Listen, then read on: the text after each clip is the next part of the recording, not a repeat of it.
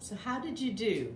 Noticing how often death, or whether it's the prospect or the reality or death as a metaphor, cropped up in those seemingly unrelated stories. When you see the thread of that theme running through this chapter, you realize what Matthew wants you to be paying attention to.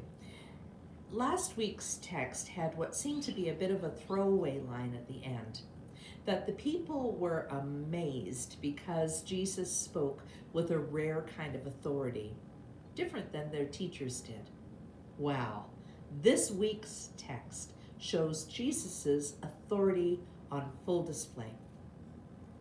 The first visit is the first story is of a visit to Peter's place. But things are a little bit chaotic there. His mother-in-law, the hostess, is ill. She's likely dying of a fever. Jesus heals her, demonstrating authority over life and death.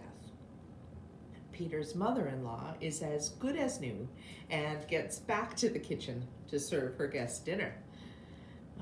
Lots of folks gather, like they always do when Jesus comes to town, and they brought all sorts of sick people, bringing them hoping that he'll heal them, including, says Matthew, many people who were demon-possessed. Matthew's giving us a hint that he'll return to this subject in greater detail shortly.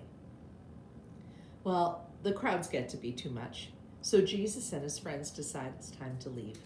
And one person says that he'll follow Jesus wherever, and another one clearly also feels the pull to follow Jesus, and Jesus invites him to come along.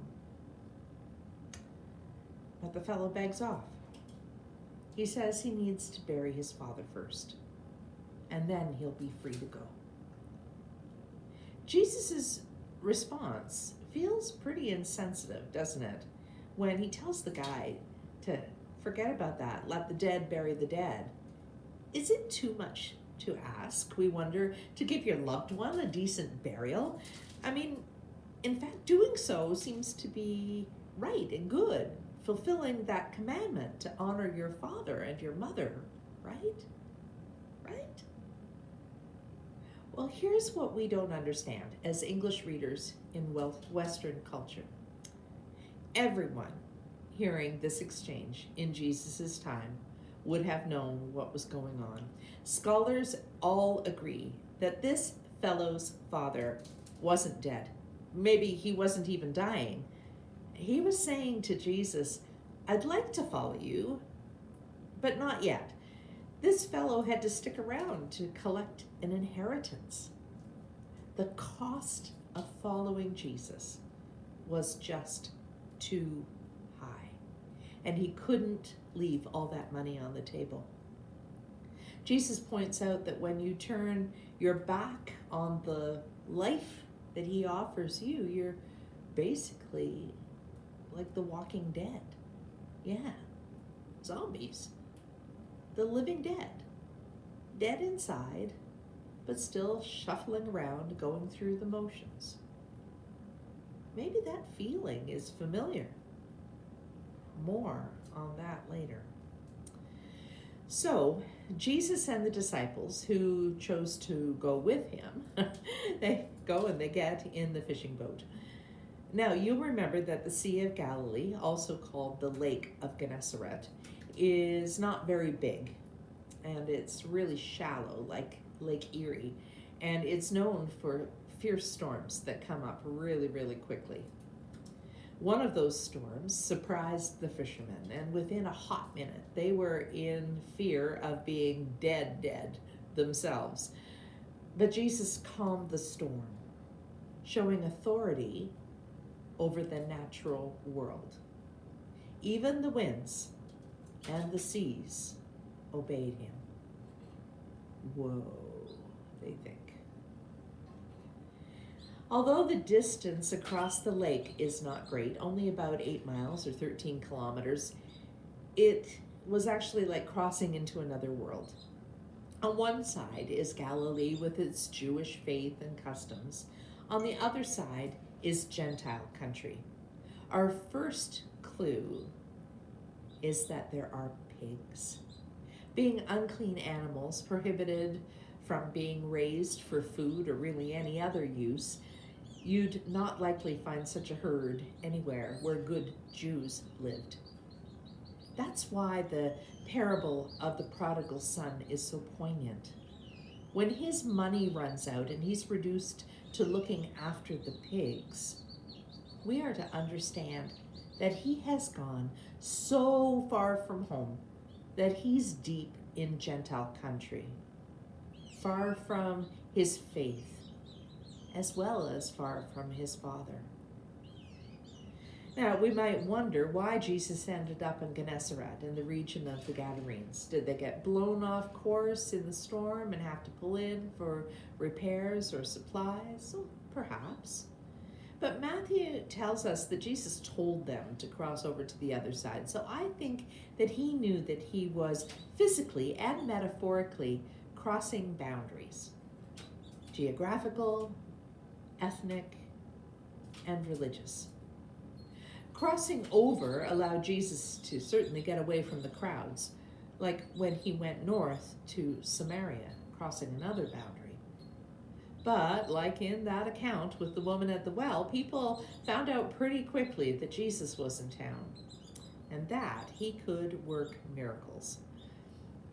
Where they beached the boat is just a stone's throw from the cemetery, a wild place of tombs on the edge of town. It so happens that some real monsters are lurking there. Several men who were believed to be demon-possessed. Remember I said that we'd get back to this thing? Well, these guys took shelter in the tombs among the dead because they couldn't live with their families or their loved ones any longer. Whether because of demons or mental illness, their lives were completely devastated. They were naked and violent. They fought and terrorized everyone. They could break every chain that bound their bodies, but they could not break the chains that bound their minds and their souls. Living where they did, existing as they were, it's not a stretch of the imagination to call them too the living dead.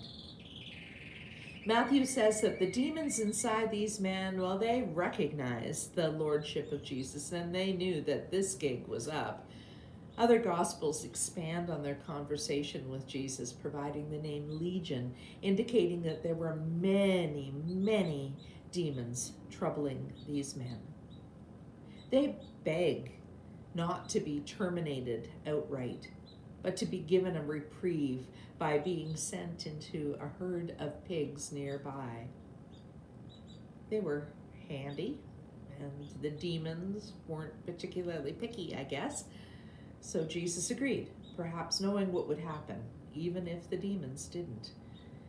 Well, the pigs received the demons and went mad, berserk, and they broke down their pen and they threw themselves over a cliff into the sea below. You might say if pigs could fly, it would have been a different ending to this story. But instead, this incident demonstrated to everyone Jesus' authority over the supernatural world too. The upshot of the story was that the two men were healed. One of the gospel writers said that they were found clothed and in their right mind at the feet of Jesus. They were instant believers in Jesus, I bet. Seeing who he was, they chose life over a living death of possession by their demons. But here again, we encounter the problem of the cost of following Jesus, but not from the healed men, as you might expect. They would have gone with him anywhere, I'm guessing. But the townspeople who could see the miracle with their own eyes and probably had countless things that they needed healing in their own lives, well, they only counted the economic loss, the cost of a huge herd of pigs. Jesus simply cost too much. They only wanted him gone and begged him to leave before he did any more miracles. It's often true that a liberating healing may be good news for some, but bad news for others, especially if economic growth is based on keeping you sick. Think of what a catastrophe it would be for Big Pharma, the most profitable industry in North America, if there actually was a cure for cancer. So as we get to the close of the chapter, we can see the thread of several themes. Choosing life in the face of death, trusting Jesus, even knowing that it will likely have a cost, because it's clear that Jesus has authority over everything. Life, death, and the natural and the supernatural world. Choosing Jesus requires a special kind of crossing over to the other side, not unlike dying. The Apostle Paul calls following Jesus having to die to self, and that's pretty accurate. The road to what we are sick from, the road to healing that sickness, can be incredibly painful. Healing can be painful. This week I've sat with a number of families who were keeping vigil as their loved ones were coming to the end of their life. Perhaps you've been there and you can describe better than I exactly what it's like. The dying person is less frequently awake. He or she sleeps most of the time. Their breathing changes, their color changes. It feels very much like they have a foot in both worlds, here with their people, and there in the light of God and in the company of everyone who has loved them and gone before. For those on this side, it's a painful experience, and it's that feeling that it hurts to both say goodbye and to see your loved one diminished, perhaps suffering. The cost of love like that is great. It costs you to let them know that you are willing to let them go so they will be free. I've also seen families that are stuck, feeling that the cost of letting go is just too great, and they need, therefore, to continue treatment and interventions just to postpone the inevitable. The fear of the change that someone else's death will bring can freeze us into immobility. The fear of what the healing Jesus offers us can be equally terrifying. He can bring us back to life. He can calm the storms in our lives, and he can break the chains that bind us when nothing else can help. But we may be so sin sick that we ask the healer, Jesus, to leave. Like the folks in Gennesaret, we've gotten used to living with our demons. Jesus brings change. And many folks don't want God in their lives because that means that they will have to change. They don't want the way that they live to be disrupted. The process of healing often makes us feel a terrible sense of disorder, while God works on reordering our world. Healing and salvation are scary because it means a different way of life, a new order, a new reality. But if you stay where you are, as you are, you're not truly living. You're like the fellow waiting for death to bring him his big break in life, when standing right in front of you was the source of all life, my advice, go with Jesus. It will change your life, taking you into new territories of faith and new ways of living for sure, but you will be safe in his company. And your heart and your mind will be healed. You will find both peace and joy. Most of all, you will live like never before. So cross over with Jesus and be well. Amen.